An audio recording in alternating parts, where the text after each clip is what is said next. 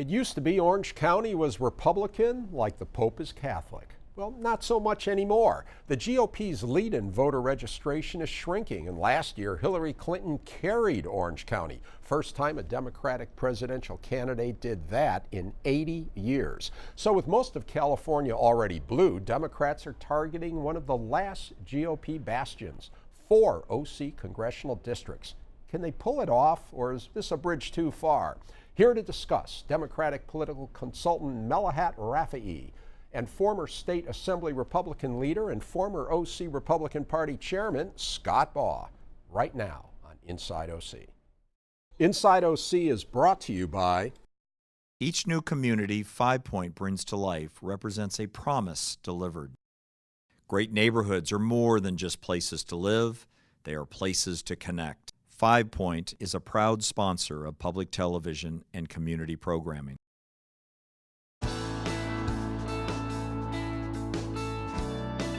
Chapman University is a proud sponsor of Inside OC and community programming.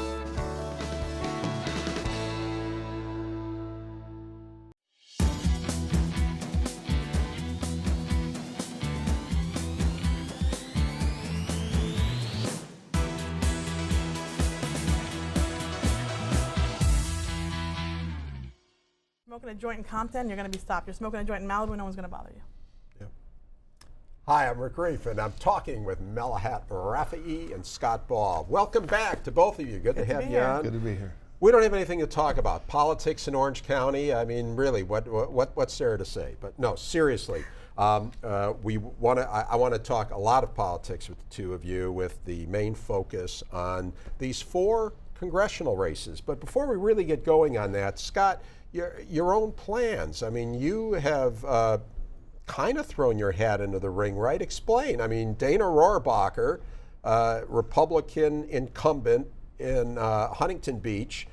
You're a Huntington Beach guy, and you've expressed an interest in running. What's going on? Well, Dana has been talking about retiring for many years, and back in 2015 and 16, he told me he wasn't going to run in 2018. And he said, go ahead and open up an account. I got his blessing to go raise money. I raised $500,000, and then he apparently changed his mind, and we'll see what happens next. Okay, so you're undetermined at this point. Correct. Whether you are going to challenge. Oh, well, I wouldn't spin it that way. Right now, that's not my thinking. So challenging an incumbent is something that you don't do unless there's a serious reason to do it. Okay, all right. Well, there's a serious reason to challenge Dana Rohrabacher. And we will get into that, but Scott, first of all, because viewers might notice here, and when you show this to me, I mean, this is, we get folks on the set, and there's things, your fingers are really, it looks like they got burned. They did. My wife, about 3 weeks ago, had me cut up a couple hundred limes for a party. She's a gourmet cook, so she wanted fresh lime juice. And I ceviche'd my hand. I had citrus acid burns on it, and it's taken a while to heal. No, I never heard of that. I didn't either, but I know now. Well, I'm sure some cannabis oil. And did it burn at the time? Or? No, it doesn't burn at the time. 2 days later, the burn showed up, and it started hurting, and then I did treatment on it. Holy cow, so it's healing now. Well, it's healing, but this is the 4th week, and so it takes a long time. All right, so Melahat, do you have any physical maladies you want to share with us? Or None that I can share in public, okay, no. all right. So let's start, though, Melahat. I kind of set it up. Everybody knows that Democrats in California are riding high. Republicans, even in Orange County, seem to be, scurrying for cover or whatever. Mm-hmm. Do you really think any of those 4 congressional seats are going to go Democrat? If I asked you in November if you really thought Donald Trump would be president, would you tell me yes? With him in you're saying yes? With him in the White House, anything is possible. People are invigorated. I think he's done something right, which is unite people to get together to fight his administration and what he's putting forward. Steve Bannon was here, Sunday night? This is an administration that's not liked by a lot of Americans. So you think there could be enough anti-Trump vote? No, I don't necessarily think that it's an anti-Trump thing. Democrats have to be for something.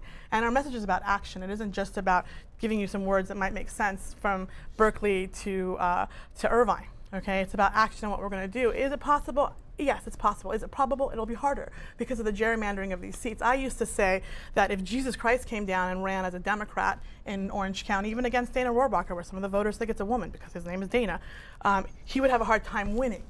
because of the gerrymandering of the seats. Now, maybe it's a 2-cycle thing. Maybe they'll get So close this are time again. Republicans like Antichrist? Is that what Those are your words. I don't think they're anti-anything. But if they're anti-Democrat, I'll tell you that. And if Jesus Christ was running as a Democrat, he wouldn't get the votes in Orange County before. It's different now. I think of the Democrats that are running, we've got a great slate. You look at the race against Darrell Issa. It was very close last time. We know that in that district, 64% of the primary voters are going to be women.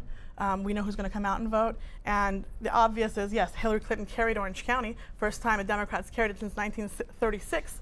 And but they didn't vote down ticket. Let me help Melahat out here if I thanks, can. Scott. Thank you so much. I think what would I do without you? I think there's really zero chance that the Democrats will take any one of those 4 congressional seats you're talking about. And there are a lot of reasons for that. We could talk about the Hillary victory last year. She did win Orange County first time since World War II. 1936, the depths of the Depression. But we all know Donald Trump was a very flawed candidate. In fact, he wasn't the choice of the Republican Party. In fact, I think he chose the Republican Party as opposed to the other way around. But the issue there in 2016 is very different. You had a surge of Democrat voters. You had an energized Democrat base because you had the Bernie Hillary thing that fell into the general election. We had no top of the ticket candidate besides the Trump factor, and Trump wasn't liked by a lot of Republicans. A lot of the erudite people were offended by his behavior and still are, right? And so you had this turnout of Republicans throughout the county. Trump lost, but all the Republicans underneath won by double digits. Why is that? Because it was a Trump factor on Trump alone. It didn't translate into the other races. Yeah. And in 2018, you're going to have a 20% voter fall off. It happens every year, and that fall off is mostly Democrat voters. The Republican voters will continue to turn out, and they'll vote. And all these candidates will win by double digits. Even Royce, who's the hardest working guy around. That guy's in almost an even registration district. Mm-hmm. He'll win by double digits. I'll tell you, it isn't just the turnout model. And Democrats are invigorated and excited. And there were a lot of Republicans. I tell you, my Republican friends, and I've got many of them, held their nose and voted for Donald Trump. But we didn't have, the Democrats that were running last cycle even didn't have a lot of the funding they needed to be to be able to fight and win in a district like this. But Darrell Issa almost lost. And he's going to lose this time. He's not going to lose. He'll win by 5 to 8 points. Let me tell you why. Let's make a bet. The issue. All right. What do you? A cup of coffee? Ice cream. Let's some ice cream right there. Okay. So I'll tell you what, though. Just before we get into, and we'll get back to you explaining why. Let's take a look, since we're invoking some of these names. Let's take a quick look at the 4 seats that we're talking about. So here's the first one: Mimi Walters. It's the 45th district, South County. It includes Irvine, I believe, doesn't it? Yes. And she's been in Congress since she's the newest member since 2015. Currently, there are 8 challengers, people who have opened up accounts, 7 Democrats, 1 independent. She has a 96% voting record with Donald Trump. Okay, Ed Royce, and I think I see the campaign mailers already. And a 9% voter registration advantage. Yes, she does. And let's move on. Let's move on to Ed Royce. I'm sure Melahat, you'll have nice things to say about him. It's the 39th district. He does great constituent services. One of the North but he's wrong for the district. Orange County, Fullerton, I believe, and some others. In Congress since 1993, currently 6 Democrats, 2 independents challenging. Then the aforementioned Darrell Issa, whose district is mostly in San Diego County, but it includes a little part of South Orange County, 49th district, in Congress since 2001, currently 3 Democrats in that race. And then Dana Rohrabacher, Scott's friend, 48th district, includes Huntington Beach and most of the coast of Orange County.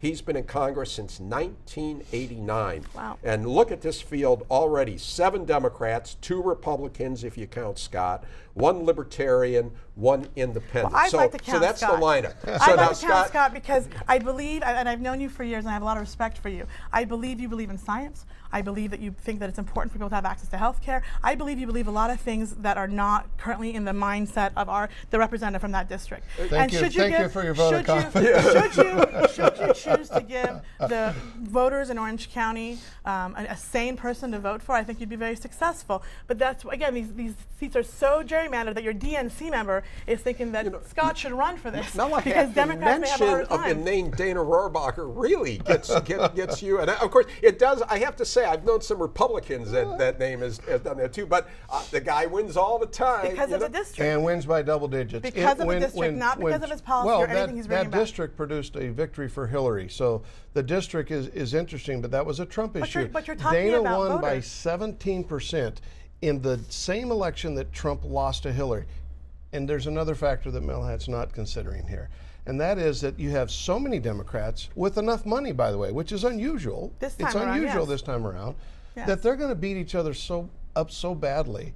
When you get to the finish line of the primary, somebody's going to be weakened and stumbling into a general, and whether it's Dana or Mimi or Ed or Daryl, they all have their full contingency of weapons and all the money I'll they tell have. you, have you been watching the races, though? Yeah, I have. Because they haven't been beating each other up. They will, though, they because haven't. when it comes time to I got to make the runoff, you start doing what? You negative campaign. They'll do it.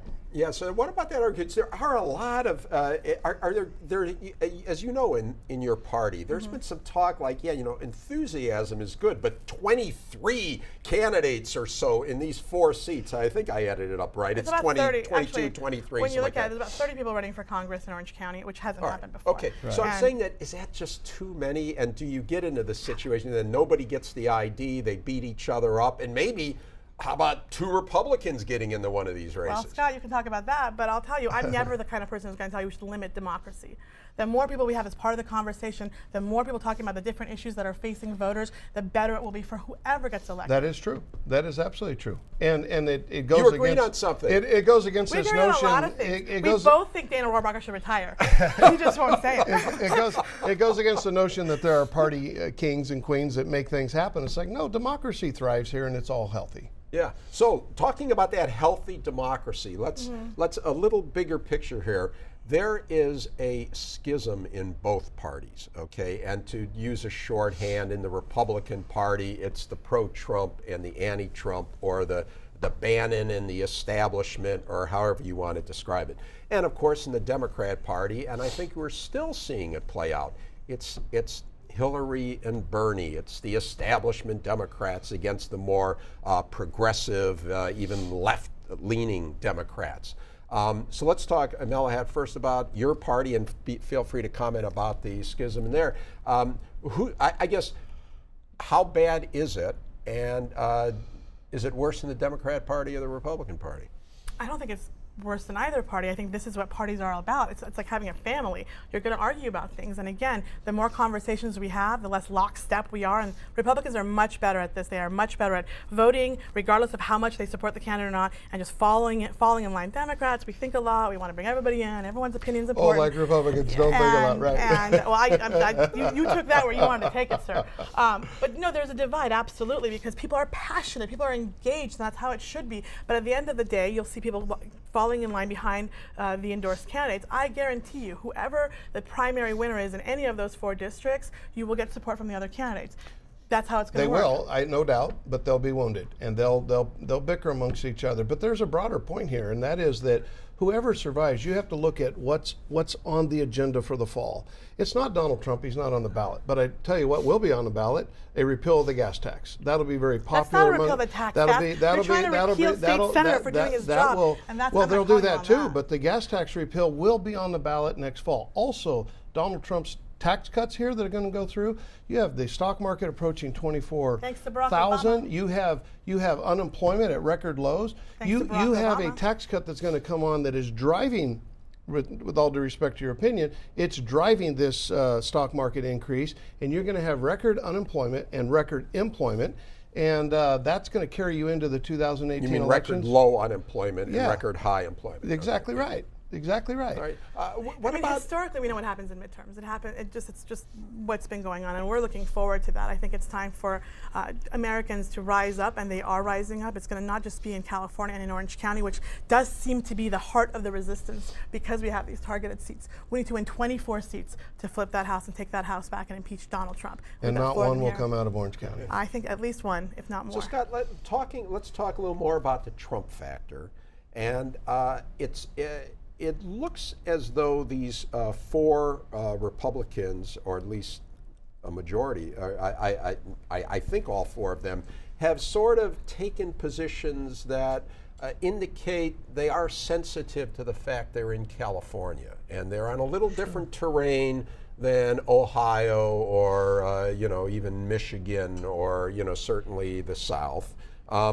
DACA is one, the Deferred Action for Childhood Arrivals. We all know about that, the Dreamers, and that when Trump basically rescinded the Obama order and told Congress to fix it, even though each of them in the past had indicated some, not a lot of sympathy for the Dreamers, they're all for them now. Well, it depends if they're going or if they're running for re-election. And also, re-election. I would suspect that none of them thinks that tax reform should include the removal of the deductibility of state income tax.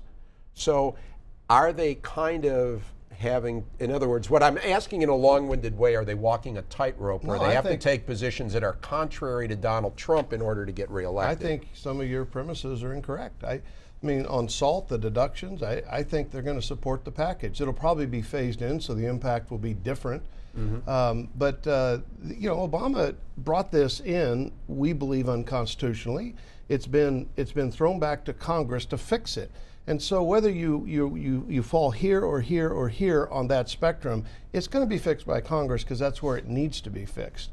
And it hasn't been fixed by maybe this it's more Congress. rhetoric, but I'm saying that some, in the past, some of them have had harsh rhetoric when it comes to immigration.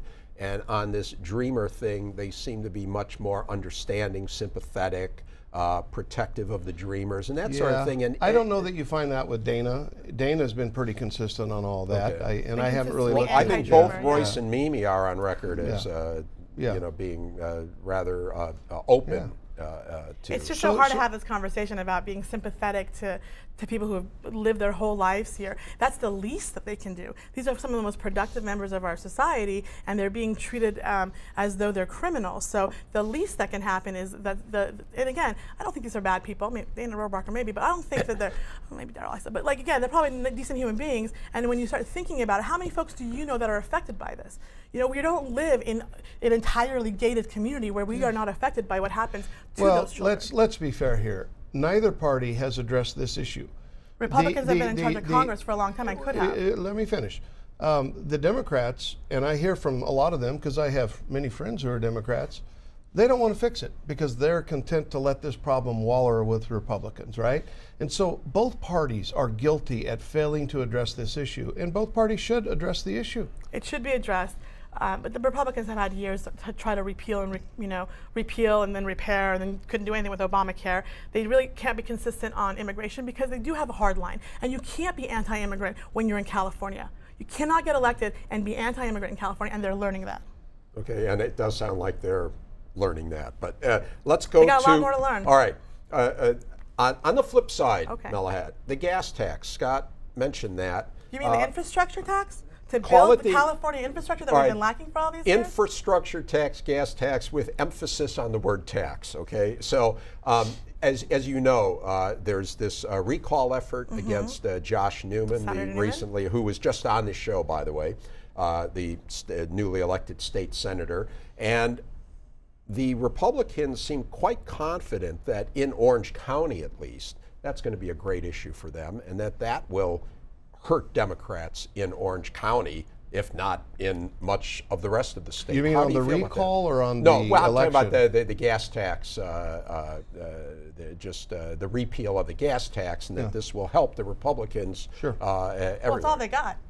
They got no one on the top of the ticket. Who's running for governor on your side that's going to actually do something? Is Travis Allen running? Who's running? Right. But So you have to talk in about legislative races, yes. fearful ways of getting people to the vote, Okay. the polls, and not talking about how the state needs the infrastructure. We've had fires up and down the states. Dams are breaking. Everything's wrong, but there's no solution to fix it. And the Republicans are like, well, let's make sure the Democrats don't have that supermajority, Well, which they it's didn't not need, by a- the way. it's Hold on, not hold on. a- it's They did not not a- need that supermajority to get that gas tax. Your friends, a colleague, a Republican colleague, was the one that passed that. It wasn't all the Democrats. So the point is, we always talk about you can always find money or reason to spend more money. We don't have a revenue problem in this state. We have record revenues coming in. We have a spending problem. We don't prioritize our spending the right way. You don't need to go out and punish. By the way, that hurts the poor disproportionately. That gas tax does. The gas tax doesn't particularly hurt the rich. They can afford it. It hurts the people that are traveling back and forth long distances for jobs, and that's what's a tragedy about the gas tax. Well, perhaps the Republicans will work on having some transportation for all those poor people. I haven't really heard them talk about poor people before, but if you're so worried about them, funding public transportation might be able to go. As opposed to having them in cars driving. Fine. Public transportation is needed, not just for the congestion. The point is a political point here, because she's taking it down other paths, but the political point is this: the repeal of the gas tax will be on the November ballot. The repeal of the gas tax will be front and center on the Newman recall. That is enormously popular among the voters. Among Democrats and Republicans, it's enormously popular, and it will play well for Republicans. Okay, as far as the Josh Newman recall, of course, it is not, the recall itself will not be on the November ballot. No. But even Josh himself, he was on the show, he said it's going to happen. That what the Democrats have been doing is delaying it, but that there will be a recall election at some point next year. So I'll ask each of you, Melahat, do you think, how much trouble is Josh Newman in as far as well, I mean, the recall? You think about it, if they schedule it to when there's really low voter turnout, we know Republicans turn out higher than Democrats do.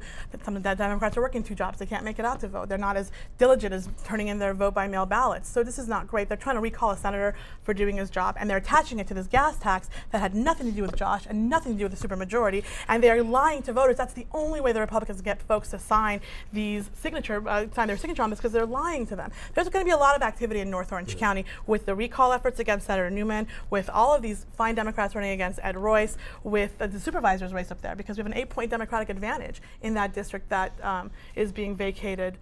So there's going to be a lot of activity there, and I guarantee you the Democrats are looking at it, and it's not just the Democrats. It's what we call the Democratic ecosystem. All of the groups that work within the Democrats, whether it's different ethnic minority groups, labor groups, women's groups, who know how important it is to make sure that we have an agenda at the federal level that addresses health care, that addresses childhood education, that addresses immigration, that addresses the climate. And so they're going to come in and help us with voter registration, voter engagement, and getting people out to vote. Okay, I want to ask each of you, we still got a little bit of time. I want to get each of your really honest assessment.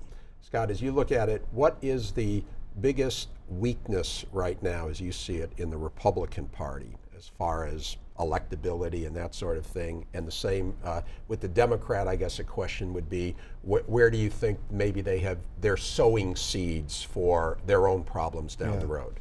So, I'll answer in reverse order. I think the Democrats right now, and you're going to see this play out in all these primaries. You're going to see it in the primary with De Leon and Feinstein. You're going to see this pull to the left. You're going to talk about socialized medicine, single-payer systems, sanctuary cities. Who can out-left the left in this process? When you're done with that, districts that are traditionally Republican will always be Republican. They'll remain Republican. They were difficult to win before that started. They'll be impossible to win when this primary is over. So that's number one. The Democrats are setting themselves up for failure where they hope to have gains. With respect to the Republicans, they control government right now. They need to deliver some victories. The tax cut is going to be a victory. Another area of victory that people aren't particularly watching about, because it's sort of a little esoteric, not fun to talk about, is regulatory reform. The regulations of this administration are at zero growth. There have been like 94,000 new laws, new regulations passed since 2003. It's an explosion of the administrative state. And this is what needs to be fought. There's legislation going through Congress right now that's going to stop that. Why? Because you have the administrative state now that's comprised of making laws, enforcing laws, and interpreting their own laws. They've turned the Constitution upside down. It's out of control. There's no check and balance on that. Well, you kind of segued away from the problem of the Republican. But see, that's what they're going to address. It's this growth in government, and when they address those two issues, it restores and it makes the election wonderful for Republicans. Okay, all right. So I did hear from you. I think that the Republicans have to deliver, Absolutely. and maybe so far it doesn't look like they've really delivered, at least until this point. Okay, so now Melahat, you take it in either order. What's the big problem for the Republicans? What worries you about your own party?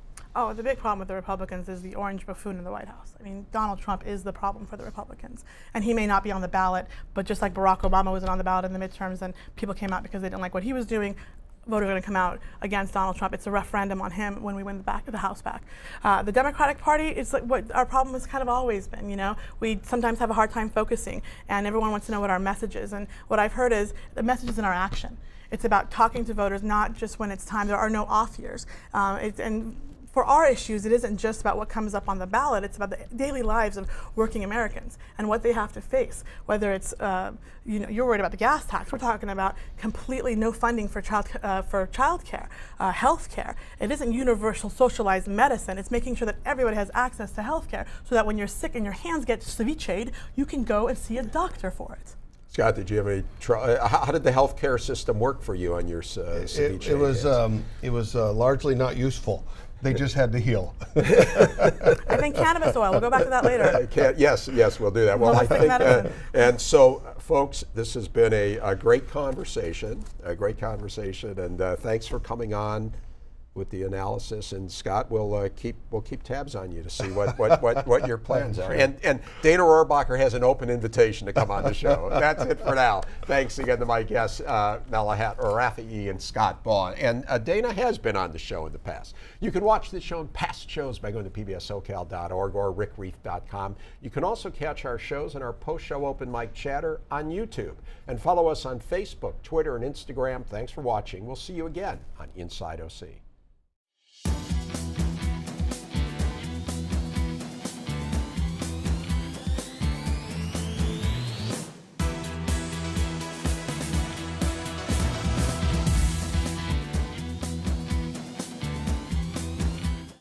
Inside OC is brought to you by Each new community 5 Point brings to life represents a promise delivered.